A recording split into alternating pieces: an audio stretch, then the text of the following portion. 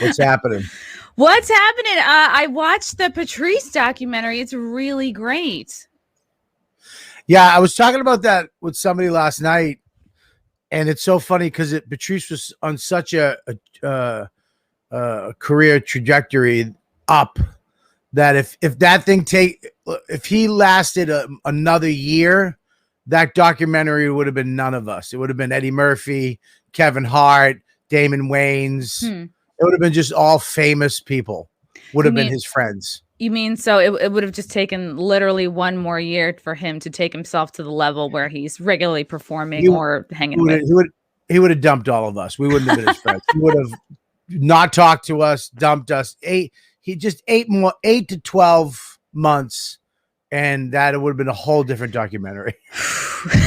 You really thought he would have been the type to dump all you guys and just be like, because wasn't he he was afraid of the golden handcuffs. He was afraid of, to me, it looked like he had a fear of success, but I didn't know him. I've never met him. I feel like, I started like after him, after he was, I started in 2011. So I was just like nowhere near his circle. Did you get the feeling that he was afraid of success or afraid of failure, or is there even a difference between the two? No, there's a fine line between, I just don't think he wanted to be a phony. Look, you can do certain things to make things easier. Let's put it that way. You can act a certain way. We came up in a certain, Boston, and then with a group of people in New York, and then with the tough crowd and the Opie and Anthony, it was basically, you can't be phony. If you're 1 ounce of phony, you're going to get smashed and made fun of and talk, people who did bells and whistles and horse shit would get made fun of, and you'd get trashed, and we trashed each other out of our own bullshit, to the point where people didn't want to kind of come near us. And still now to this day, they want nothing to do with us, but they call it, the table. Like, even if you make fun of somebody now, like a younger that table stuff's over, man. It's like, it doesn't make sense to me. It wasn't a table. It was the way we were with each other. And it was basically, try to keep each other honest as friends. It wasn't even, it bled into stand-up comedy, but it was more about when we hung out after and before the show, did we kind of keep each other righteous? And Patrice was one of the main guys. Now, don't think that Patrice wasn't a fucking piece of shit, did hacky shit. I'm not saying that we're above doing fucking stupid shit. I'm just saying that we called each other out on our bullshit a lot. And he was one of the main guys that did that. I think even was it Donnell Rawlings who was like, I don't know if people are on here saying he's nice, but he was an asshole. So it was like interesting to hear. Yeah, he was an asshole, but he was also a really sweet guy.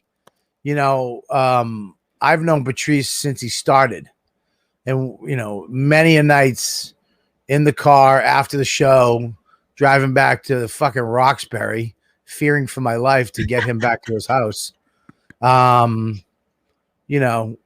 We would have, this may sound corny, but he was a philosopher. He liked to break shit down and talk about it and philosophize about it. What do you think about, why would that be? Oh, that makes sense. Well, but this, and that's why his comedy was so good. Do you feel like that style, really think about it. Do you feel like that style rubbed off on you at all, or you more just developing at the same time? I think that the one thing I liked about our generation is that we were all funny, but we were all funny in very different ways. And I think we had pieces of each other in our acts, but Patrice was the way Billy was over here. Dane was over here. I was over there. Patrice Norton was over there. Voss is key. We're all funny, but very different style. We were our own little thing that we kind of created. Yeah. Now I think, there's a lot of the same funny. You Do you know, think do you see a lot of people out there and you go, oh, I feel like he's kind of copying me, or I feel like this guy's copying Patrice's style? Do you catch a lot of that? no, I don't think so. I think it's, you can't really do that. I think what it is that, you know, people learned how to write jokes. We never talked about writing fucking jokes. You know, we were funny. It was weird. We were just funny off stage to the point where it was like, oh yeah, we should just do this. Because we would off stage, we were funnier and more funny than we were on stage for a longer amount of time every single day. So it was just the stand up was something we went and did.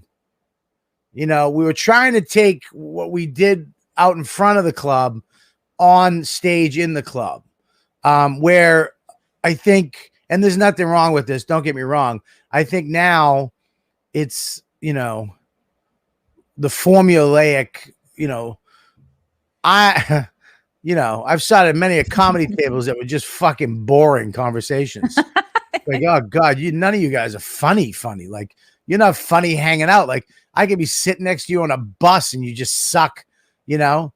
Like, me and you, Patrice would be anywhere and he would have to be funny. I mean, in any situation, on a plane, at a fucking Starbucks, we would be fucking trying to make somebody laugh, like that. You know what I'm saying? Yeah. Whereas, it seemed like you guys are more focused kind of on just saying true things, saying what you think, saying and being confident about it, and kind of like taking everybody on the ride with you. This is how we see things, rather than like the type of comic that's like in a corner with a notebook and like not talking to anybody and just like, you know, not the type of comic to type out your whole set. You know, I'm not trashing that. I'm just saying it's the math of it.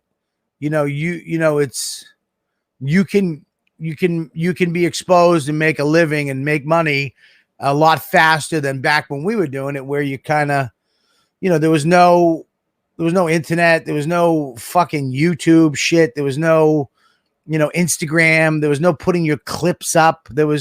You had to get in at a comedy club, a major comedy club. You had to get in to the Comedy Cellar, the Boston Comedy Club, or Nick's Comedy Stop, which was a hard thing to do. There was no bringer shit. You had to go in and be funny. And if you weren't funny enough, you didn't get in. Like, you just didn't get the fuck in. That's the filter of the business.